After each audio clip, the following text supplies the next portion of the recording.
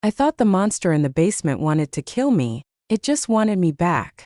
My name is Alara, and I am the last living member of the Blackwood family. 3 months ago, that meant nothing to me. I was a freelance photographer living in a shoebox apartment, drowning in student debt and takeout containers. My family was a subject I avoided.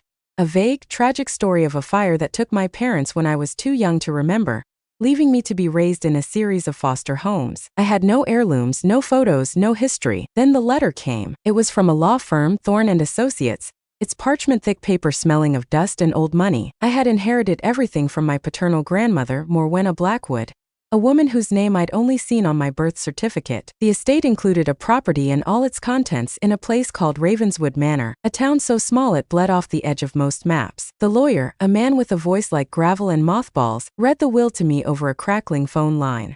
There was a sizable trust fund, enough to erase my debt and change my life. But it came with conditions. I had to live in the house for 90 consecutive days. No overnight guests, no selling the property, and most importantly, underlined twice in what the lawyer claimed was iron gall ink, I was never, under any circumstances, to enter the basement. The basement? I'd asked, a laugh caught in my throat. What, is it full of unstable dynamite? The line was silent for a moment. Miss Blackwood, he said, his tone deathly serious, your grandmother was a particular woman. The rules are not suggestions. They are for your safety. Break them, and you forfeit the inheritance. Effective immediately. I should have hung up. I should have told him to donate the crumbling mansion to a historical society and leave me out of it. But I was 27, broke, and desperately lonely. The idea of a home, a real one with my own name on the deed, was a siren's call I couldn't ignore. So I went. I packed my life into my beat-up sedan and drove towards a legacy I knew nothing about. I thought I was claiming an inheritance. I had no idea I was walking into a gilded cage, built not to keep me in but to keep something else out. And my grandmother's rules weren't meant to be broken, because the consequence wasn't just losing a fortune. It was unleashing it. The town of Ravenswood wasn't just small, it was dormant, like a creature sleeping under a blanket of fog and pine needles. The people had a closed-off, wary look, their eyes sliding away from mine when I asked for directions to the Blackwood estate. The local diner fell silent when I walked in. I was an outsider, but it was more than that. I was a Blackwood, and that name carried a weight I didn't understand. Ravenswood Manor stood at the end of a long, winding driveway choked with overgrown brambles. It wasn't a house. It was a fortress of dark stone and sharper angles, a monument to Victorian Gothic gloom. Towers clawed at the perpetually gray sky, and the windows were like the eyes of a dead fish, clouded and vacant. A single gnarled oak tree, its branches stripped and skeletal, stood sentinel before it, a noose of dead ivy hanging from its thickest limb. The key was heavy and iron, cold even in the humid summer air. It turned in the lock with a sound that echoed through the very foundations of the house. The inside was a time capsule, shrouded in white sheets that ghosted every piece of furniture. The air was thick and still, smelling of dried herbs, old books, and beneath it all, the faint metallic tang of ozone, like the calm before a storm. Portraits of severe-looking men and women with piercing dark eyes. My eyes lined the grand staircase. They seemed to watch me, their painted gazes following my every move. I found my grandmother's study first. It was a chaotic, fascinating mess. Shelves bowed under the weight of leather-bound books with titles in languages I didn't recognize. Jars of dried plants, animal bones, and strange iridescent powders lined a workbench. A large, intricate symbol was carved into the center of the oak desk, a circle enclosing a tree with roots that looked disturbingly like veins, and a single watchful eye at its center. And there were the rules. They weren't just in the will, they were everywhere. A handwritten list, framed and hung by the front door. The rules of Ravenswood Manor. 1. The setting sun must find you inside these walls. Never be outdoors after dark. 2. The mirrors are to be covered with black cloth each night, without exception. 3. A lit candle must burn in the window of the master bedroom from dusk till dawn. 4. You will hear scratching at the doors and windows. Do not answer it. Do not look outside. 5. The groundskeeper, Mr. Abernathy, may bring supplies. Do not invite him in. Speak only through the door. 6. Under no circumstances are you to enter the basement. The door is to remain locked and bolted at all times. It was insane. It felt like the ramblings of a superstitious old woman, but the sheer specificity of it, the repetition, made the back of my neck prickle. This wasn't just eccentricity. This was a ritual, a routine for survival. The first 2 nights were a symphony of terror. The house was never silent. It groaned and settled like a living beast. The wind whistled through cracks I couldn't find, sounding unnervingly like whispers. And the scratching, it started around midnight, a dry, persistent scraping at the front door, like something with long, brittle fingernails was trying to find a way in. I followed the rules, my heart hammering against my ribs, hiding under my grandmother's heavy quilts with a kitchen knife clutched in my sweaty hand. By day, the house seemed almost normal if gloomy. The fear receded, replaced by a burning curiosity. Who was Morwenna Blackwood? Why these rules? And what was in the goddamn basement? On the 3rd day, while exploring a musty linen closet, I found a hidden panel that led to a narrow, descending staircase. It wasn't the main basement door. That was a heavy, iron-banded monstrosity in the kitchen, bolted shut with a lock the size of my fist. This was a servant's passage, long forgotten. And it was my downfall. The temptation was a physical ache. The main basement door was a clear, formidable boundary. But this was a secret. A backdoor, felt like a loophole. The lawyer's words echoed in my mind, never, under any circumstances, to enter the basement. He hadn't mentioned a secret passage. In my desperate, naive mind that felt like a technicality, I told myself I would just peek, just see the top of the stairs, satisfy the curiosity that was eating me alive. The air that wafted from the hidden door was frigid and carried a smell that made my stomach clench, damp earth, cold stone, and that coppery ozone scent, now so strong it was suffocating. I clicked on my phone's flashlight and pointed it down. The stairs, rough-hewn stone, descended into an absolute blackness that seemed to swallow the light. I took one step, then another. The temperature dropped with each step. My breath plumed in the beam of my flashlight. The staircase opened into a cavernous space. This was no ordinary cellar. The floor was packed earth. The walls were not stone, but the raw, dark soil of the earth, held back by ancient, twisting tree roots that formed a vast, subterranean web. In the center of the room stood the tree from the symbol on the desk, a massive petrified oak, its bark like black iron. Its roots dug deep into the earth, but its branches, they didn't reach for a ceiling. They were woven through the soil above, holding it back, as if the tree itself was the only thing preventing the house from being swallowed whole. And at the base of the tree, something was painted on the earth, a complex, sprawling symbol drawn in a dark, flaking substance that my brain, with a jolt of primal horror, recognized as old dried blood.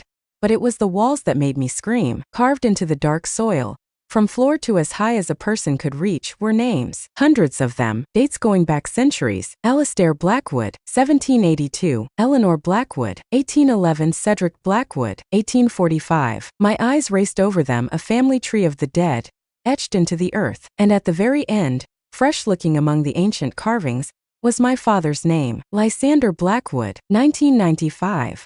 The year he died. The year of the fire. My blood turned to ice. This wasn't a basement. It was a tomb, a record. As I stood there, trembling, a low guttural whisper echoed through the chamber. It didn't come from one place. It seemed to emanate from the very soil, from the twisted roots of the tree. Ilara! I stumbled back, my phone clattering to the ground, its light spinning wildly. In the frantic, strobing illumination, I saw something move in the deeper darkness behind the tree. A shifting, formless shadow, darker than the surrounding blackness. And within that shadow, 2 points of faint phosphorescent green light appeared, fixing on me like eyes. I scrambled up the stairs on my hands and knees, sobbing with terror, and slammed the hidden panel shut, leaning against it as if I could hold back the abyss with my own weight. I had broken the rule, and something had seen me. The house changed after that. The rules, which had before felt like paranoid superstitions, now felt like a fraying lifeline. The scratching at the door that night was no longer random. It was purposeful, angry. It was accompanied by a low, rhythmic thumping, like a heavy dead weight being dragged back and forth across the porch. The mirrors, which I had diligently covered, would be found uncovered in the morning, the black cloths neatly folded on the floor. In their reflective surfaces I began to see things, not full figures but movements in the periphery, a flicker of a shadow where none should be, a distorted reflection that was a half-second out of sync with my own movements. I was being hunted, not in a physical sense, but my sanity was the prey. I had to understand what I had unleashed. I spent my days frantically searching my grandmother's study for answers. I found her journals, a lifetime of entries that started as mundane records of herbology and local gossip and descended into a desperate, coded chronicle of a war waged in silence. The entries spoke of the Watcher in the Woods, an ancient parasitic entity bound to the Blackwood bloodline by a pact made by the first Blackwood to settle this land. The tree in the basement, the root-bound heart, was the anchor of the binding.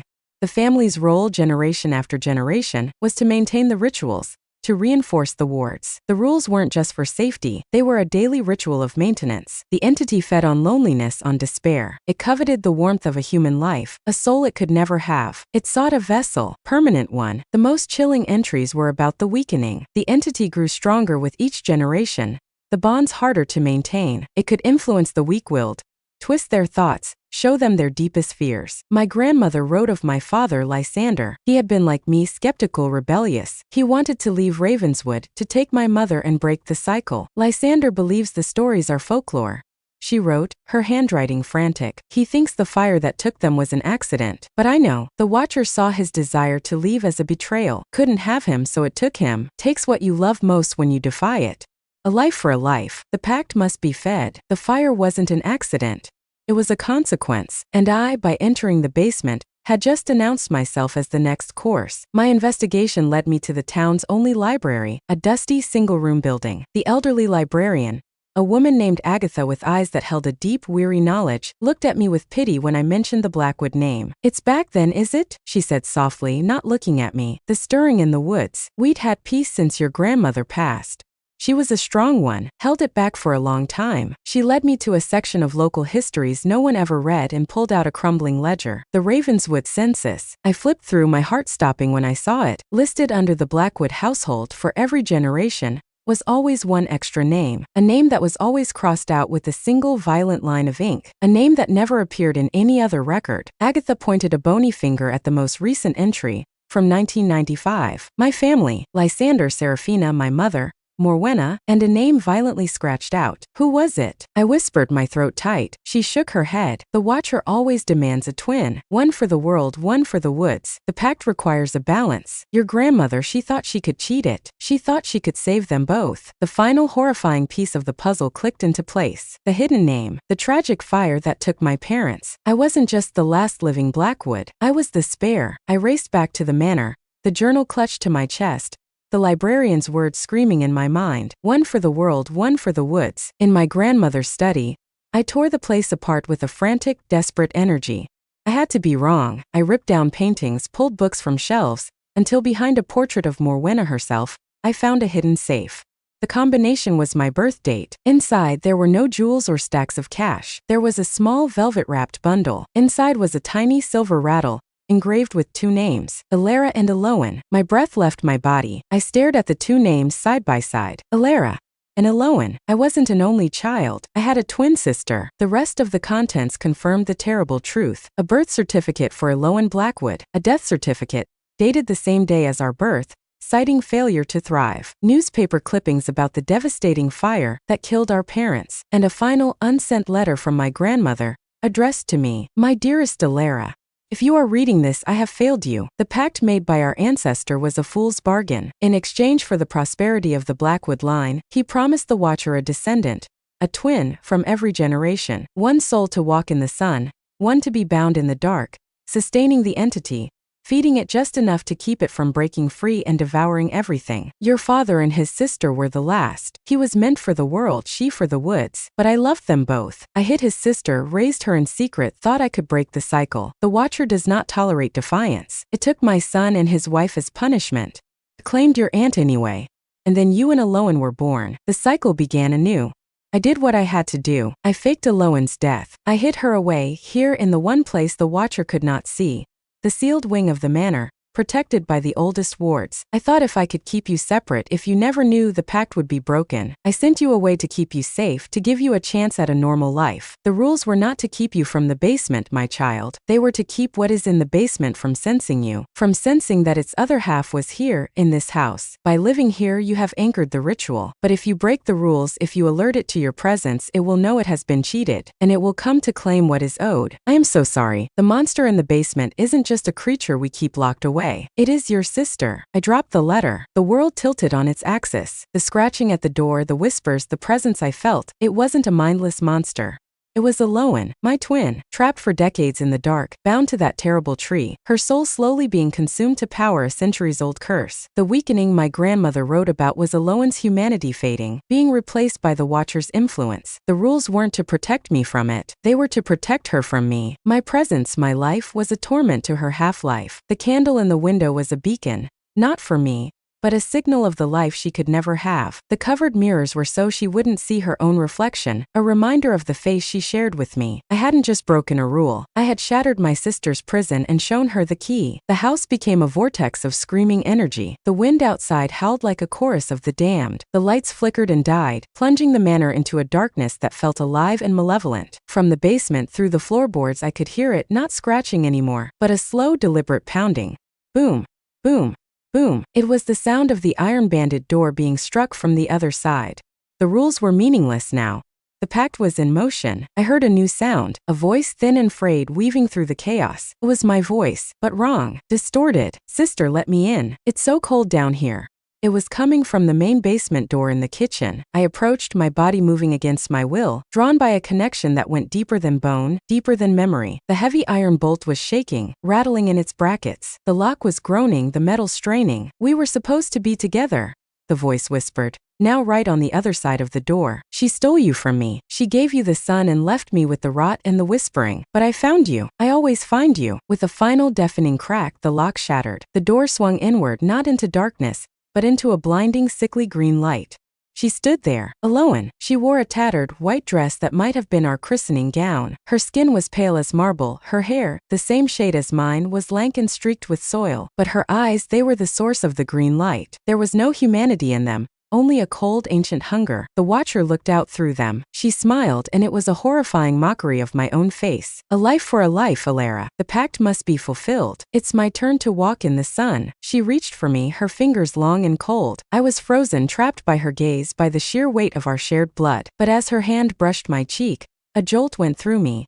Not of fear, but of a memory. A fleeting, impossible memory from the womb. A sense of not being alone, of a constant, comforting presence. My sister. Before the curse, before the darkness. "Eloan," I breathed, my voice breaking. "I'm here." For a fraction of a second, the green light in her eyes flickered. A shadow of confusion, of pain crossed her face. The Watcher's control wasn't absolute. A fragment of my sister was still in there. It was the only chance I had. I didn't fight her. I didn't run. Instead, I stepped forward into the blinding green light, and I wrapped my arms around her. The entity inside her shrieked, a sound of tearing fabric and breaking glass. It was a sound of violation. This wasn't part of the pact. This wasn't fear or submission.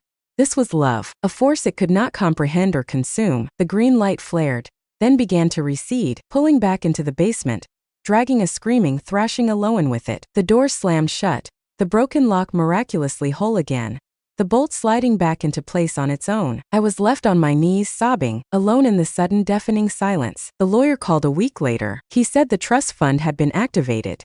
The inheritance was mine. He sounded surprised. I never told him what happened. Some truths are too terrible to speak aloud. I still live in Ravenswood Manor. I am the last Blackwood, the keeper of the house, the warden of the basement. I follow the rules now, not out of fear, but out of duty, out of love. Every night, I light the candle in the window. I cover the mirrors. I listen to the scratching at the door. But now, sometimes I sit by the basement door and I talk. I tell her about my day, about the world outside, about the sun on my face. I tell her the stories we should have grown up with. Sometimes the scratching stops. Sometimes there is only a profound, listening silence on the other side of the door. The pact is not broken. A life for a life. The balance must be maintained. But I have found a new way. I am not just feeding the Watcher with a trapped soul. I am sustaining my sister with my presence, with my memories, with the love that was stolen from us. The monster in the basement is my twin, and I will spend the rest of my life keeping her company in the dark, until the day we can both finally be free.